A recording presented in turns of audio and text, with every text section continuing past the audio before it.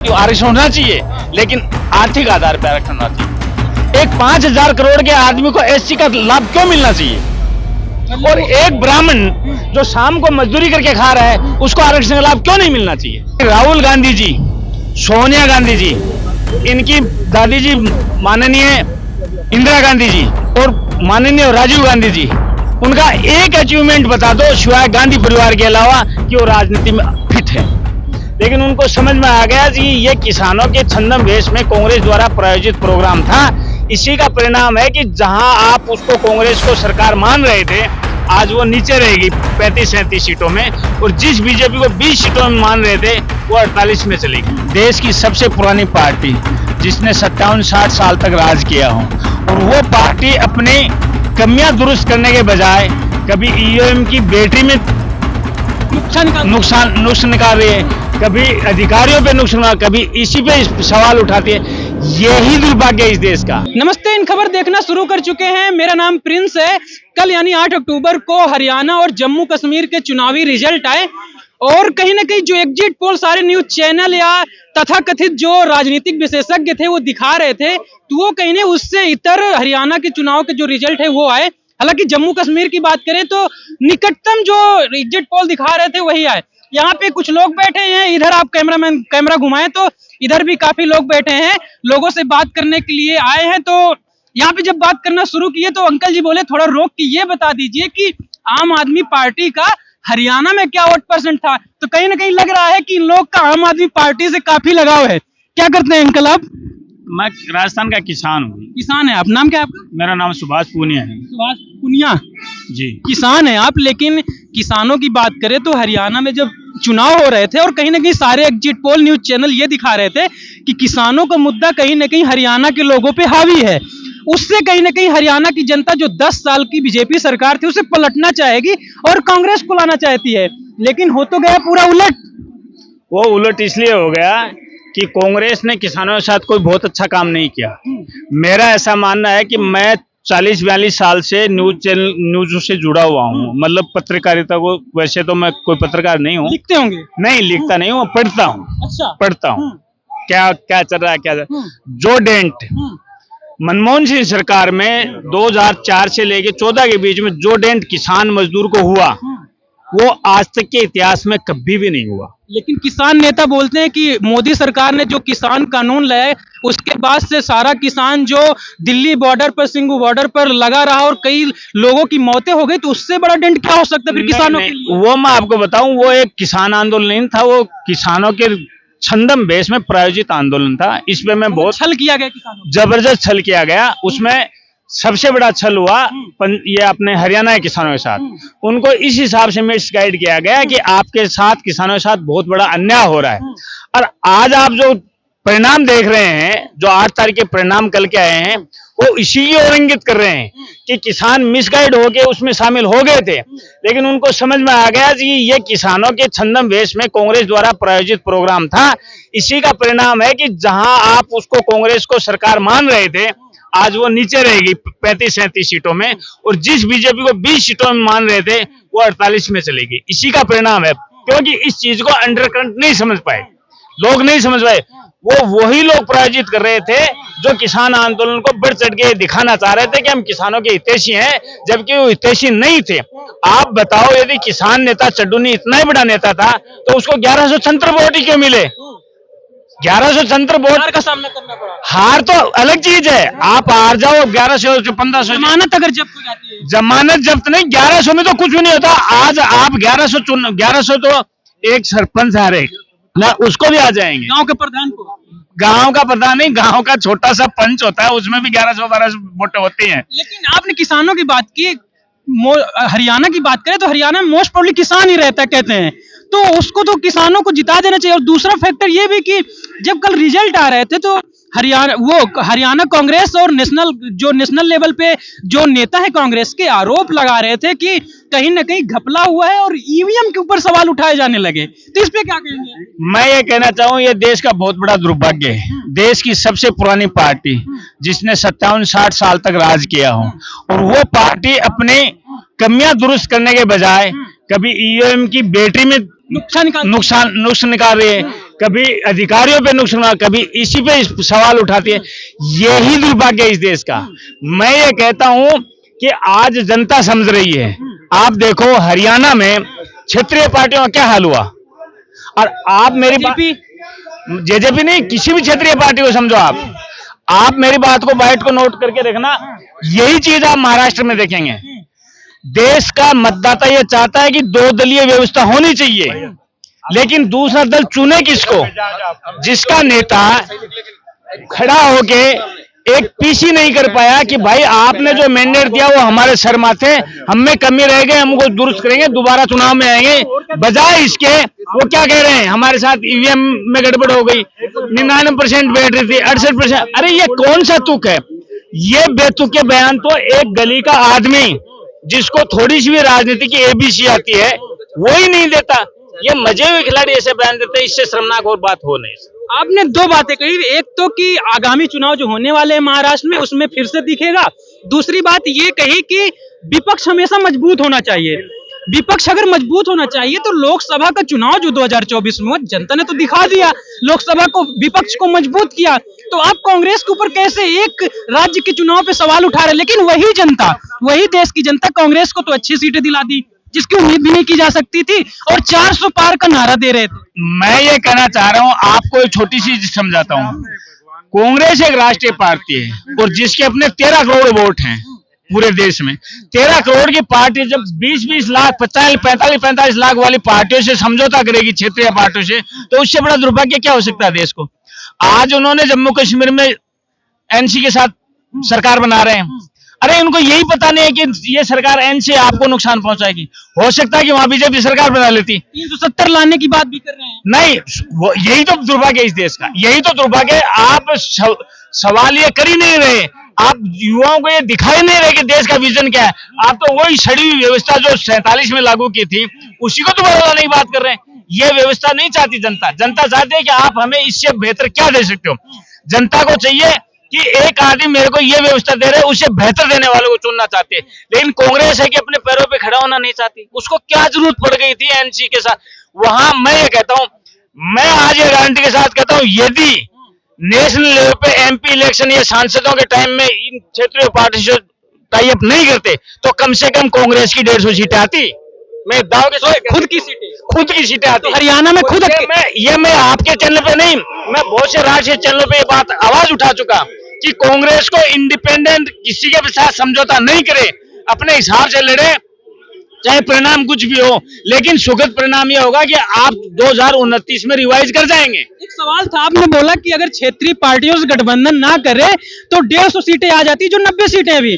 अगर बात करें हरियाणा की तो हरियाणा में तो ना उसने नेशनल पार्टी क्या क्षेत्रीय पार्टी किसी से गठबंधन नहीं किया, फिर तो सीटें आनी चाहिए थे बहुमत पे। 5 सीट आई ना, 5 नहीं आई, 6 सीटें जम्मू कश्मीर में आई। नहीं, मैं ये कह रहा हूँ 5 सीटें यहाँ सांसद में नहीं आई। और आज समझौता नहीं किया, आम आदमी पार्टी के साथ समझौता नहीं करना चाह रहे थे। आपके राहुल गांधी क्या आम आदमी पार्टी के पीछे नहीं घूम रहे थे कि हमारे साथ समझौता कर लो? क्या जरूरत पड़ गई थी? उसी का रिएक्शन लोगों में चला गया कि इनका तो कोई दीन ईमान नहीं है।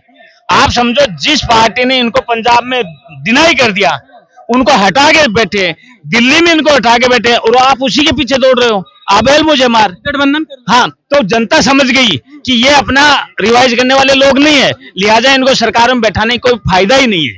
ये सब चीजें तो बीजेपी को फायदा दिया, वरना बीजेपी का तो हर एग्जिट पोल क्या, पब्लिक भी खिलाफ थी, किसान है, पहलवान है, मजदूर है, सब खिलाफ थे। लेकिन चूंकि आप बेहतर विकल्प के रूप में उनको नजर नहीं आए, इसलिए उनको वोट देना पड़ा। क्या इसके आगे बात करूंगा, आपने जो बात की, लेकिन पिछला सवाल मेरा रह गया। आपने बोला कि नेशनल कॉन्फ्रेंस के साथ कांग्रेस ने गठबंधन कर लिया, जो कि कहीं ना कहीं देश विरोधी पार्टी है नेशनल कॉन्फ्रेंस। अगर बात करें 2014 की, 2014 में बीजेपी ने भी तो पीडीएफ के साथ गठबंधन किया था। 2014 में गठबंधन करने के बाद 2018 तक सरकारें भी चलाई, तो उसको क्या मानते हैं आप? मैं इसलिए मानता हूं क्योंकि बीजेपी वहां थी नहीं कहीं ग्राउंड पे। उन्होंने जैसे तैसे मोदी जी के विजन को आगे बढ़ाते हुए चुनाव में कुछ सीटें हासिल की। हासिल करने के बाद कई बार क्या होता है, आपको दुश्मन की स्ट्रेटजी समझने के लिए दुश्मन से हाथ मिलाना पड़ता है। और पीडीपी से हाथ मिलाने को बीजेपी को क्या फायदा हुआ, इसका मैं ये बता रहा हूं। फायदा ये हुआ कि पीडीपी के साथ मिलने के बाद उनको ये पता लग गया कि कौन सी विदेशी ताकतें कौन से विदेशी आतंकवादियों से पीडीपी या दूसरे लोग मिले हुए हैं, उनके नेक्सस को पकड़ने में कामयाब रहे, और उसी का परिणाम रहा कि उन्होंने धारा 370 हटाने में मदद की। वरना यदि वो सरकार बनाए बगैर डायरेक्ट धारा 370 हटाते और वहां खून खराबा हो जाता, तो देश की इंटरनेशनल बेइज्जती होती, लोगों का अपने ही देश के अपने ही देशों के खिलाफ लड़के नुकसान होता, जो इन्होंने 1992 में उठा चुके। समझ गए? ये स्ट्रेटेजी होती है राजनीति में। आप किसी भी चीज को सीधे तरीके से आंकते हो, वो मैं उसको उचित नहीं मानता। मतलब 2018 में गठबंधन टूटा, फिर एक साल बाद 2019 5 अगस्त को धारा 370 हटा दी गई। उसी का परिणाम। अगला सवाल मेरा हरियाणा चुनाव को लेके था। कहीं ना कहीं जो एग्जिट पोल दिखा रहे थे, एग्जिट पोल के अलावा जो सारे पत्रकार कवर कर रहे थे, उधर एक शो भी चल रहा है, कहीं ना कहीं उसके पत्रकार भी वहां पे थे, और राजनीतिक जो विशेषज्ञ भी थे वो अब बता रहे हैं कि हुआ क्या कि हरियाणा में असली खेल जाट और नॉन जाटों का हो गया। ये मानते हैं आप?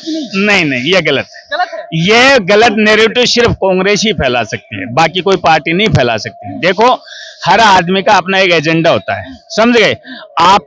मैं मोदी जी को बहुत पसंद करता हूं, इसका मतलब ये नहीं कि मैं दूसरी पार्टियों को पसंद नहीं करता। आप समझो, मैं कांग्रेस के इतने अच्छे नेताओं को जानता हूं, मैं हर उस पार्टी के नेता को पसंद करता हूं जो राष्ट्र हित की, जो पब्लिक के हित की बात करेगा। उसकी पार्टी की मजबूरियां अलग होती हैं, लेकिन कांग्रेस ने तो अपना 2004 के बाद एजेंडा ही चेंज कर दिया।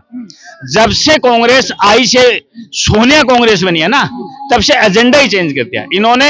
राष्ट्र हित में कुछ भी सोचने का विचार ही इन्होंने बंद कर दिया। आप सोचो, एक भी कदम ऐसा नहीं है जो सोनिया कांग्रेस की बात कर रहा हूं मैं, सोनिया कांग्रेस ने एक भी ऐसा कदम नहीं उठाया जो राष्ट्र हित में हो, मजदूर के हित में हो, चाहे आप कहीं का भी ले लो। आप एक बताओ, इतने बड़े देश में जाति जनगणना क्या मतलब है? आपको नहीं लगता होना चाहिए? नहीं होना चाहिए। वो ऐसा क्यों नहीं होना चाहिए?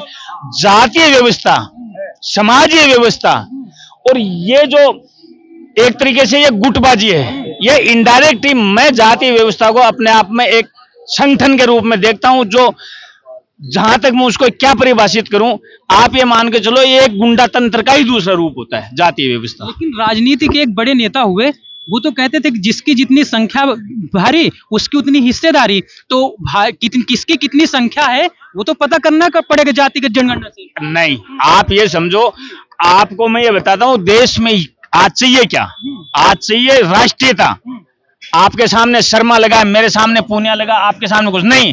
आपके सामने होना चाहिए XYZ भारतीय, तब भी देश विकसित राष्ट्र की। मतलब नाम के बाद, जैसे मेरा नाम प्रिंस सिंह है तो प्रिंस भारतीय होना चाहिए। भारतीय होना चाहिए जब भी देश। आप ये बताओ, आप एक टाइटल लगा लेंगे, आपने विदेशों में देखा है ऐसा सिस्टम कहीं भी? केवल नाम होता है, नॉर्मली नाम होता है, या फिर उनके फादर का नाम हो, या उसके ग्रैंड फादर का नाम होता है, बाकी कुछ नहीं होता ना। तो यही व्यवस्था यहाँ होनी चाहिए। तो फिर तो आरक्षण भी नहीं होना चाहिए। हाँ, आरक्षण के मैं सख्त विरोधी हूँ। आरक्षण होना चाहिए, लेकिन आर्थिक आधार पर आरक्षण होना चाहिए। आप एक बात बताओ, मैं एक सीधा आरोप लगाता हूँ, मल्लिकार्जुन खड़गे के पीछे SC से है ना, वो एक 5,000 करोड़ के आदमी को SC का लाभ क्यों मिलना चाहिए? और एक ब्राह्मण जो शाम को मजदूरी करके खा रहा है, उसको आरक्षण का लाभ क्यों नहीं मिलना चाहिए? इसलिए कि वो ब्राह्मण जाति में पैदा हुआ है। उसको SC का लाभ इसलिए मिल जाए कि वो 5,000 करोड़ का आदमी है, क्योंकि वो SC है, उसको लाभ मिलना चाहिए। क्यों मिलना चाहिए? इस पर तो टिप्पणी नहीं करना चाहूंगा। मेरा अगला सवाल, आप टिप्पणी इसलिए नहीं कर सकते, आप पत्रकार की अपनी एक मर्यादाएं होती हैं, हमारी तो कोई मर्यादा नहीं है, और हम गैर मर्यादित कोई बात भी नहीं कर रहे हैं। और ये आपके चैनल पे नहीं, मैं 10 चैनल पे मुद्दा उठा चुका कि आप आरक्षण लागू करिए। मैं कह रहा हूं, मोदी जी से आपके चैनल के माध्यम से मेरी अपील है कि आप आरक्षण लागू करिए सिर्फ आर्थिक आधार पे। एक ब्राह्मण, एक राजपूत, उसने क्या किसका बिगाड़ दिया कि वो गरीब है, और 1,000 करोड़ का SC ST का आदमी है, वो दोबारा आरक्षण का लाभ ले रहा है। या फिर जातीय आधार पे आप आरक्षण देते हो, तो उसका ये करो कि आपको एक बार आरक्षण मिल गया, फिर आने वाली 3 पीढ़ी और आरक्षण नहीं मिलेगा, तो भी सुधार की गुंजाइश है। लेकिन आप कोई कदम नहीं उठाना चाहते। मैंने कहा कि मैं इस मुद्दे पर टिप्पणी नहीं करना चाहूंगा, लेकिन इसका मतलब ये नहीं कि पत्रकार हमेशा निष्पक्ष होता है। पत्रकार भी एक इंसान होता है और उसका भी एक पक्ष होता है कहीं ना कहीं, लेकिन यहाँ बोलना उचित नहीं रहेगा। खैर, राहुल गांधी पर आपका स्टैंड क्या है? क्या कहेंगे राहुल गांधी के बारे में? क्या फ्यूचर में PM पद पर देखते हैं क्या? अब मैं इस पे एक टिप्पणी करना चाहता हूँ। माननीय हमारे सुप्रीम कोर्ट के बहुत बड़े लॉयर हुए थे, उन्होंने क्या कहा था कि मैं ऐसे व्यक्ति को पियोन भी नहीं रखना चाहता। राहुल गांधी को? हाँ। अगर उनका नाम बताना चाहें। राम जेठमलानी जी हैं? जाने माने पत्रकार।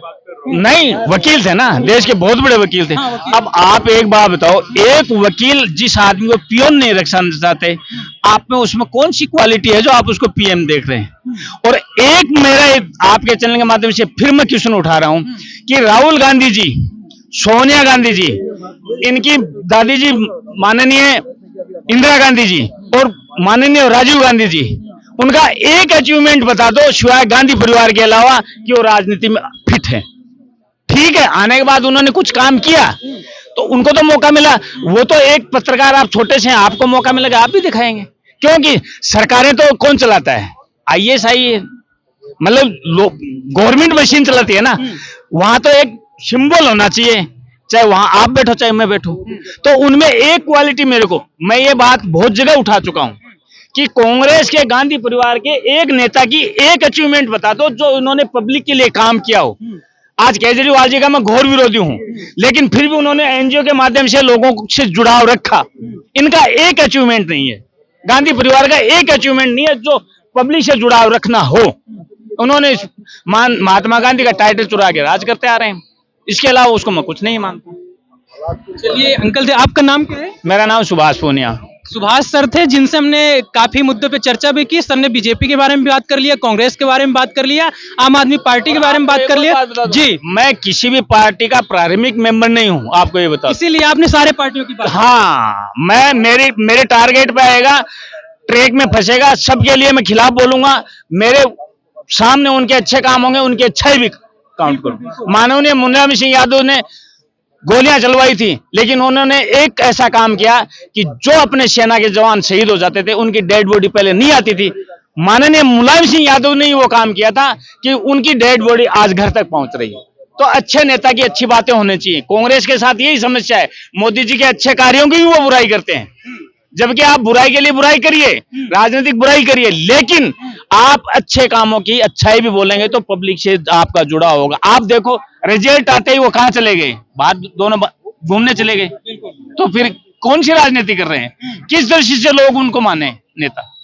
तो सर ने सभी मुद्दों पे बात की और बाद में लास्ट में समाजवादी पार्टी बची, जो कि पूरे देश में दूसरे नंबर की पार्टी बनी थी लोकसभा क्षेत्र में। तो उन्होंने सारे पार्टियों के बारे में बात कर ली। अब तय आपको करना है कि सर की बातों से आप कितना सहमत है, कितना नहीं सहमत है। हमारे साथ कैमरे के पीछे अनीस थे। और जगह की बात करें तो जगह है राजीव चौक, दिल्ली का राजीव चौक। धन्यवाद।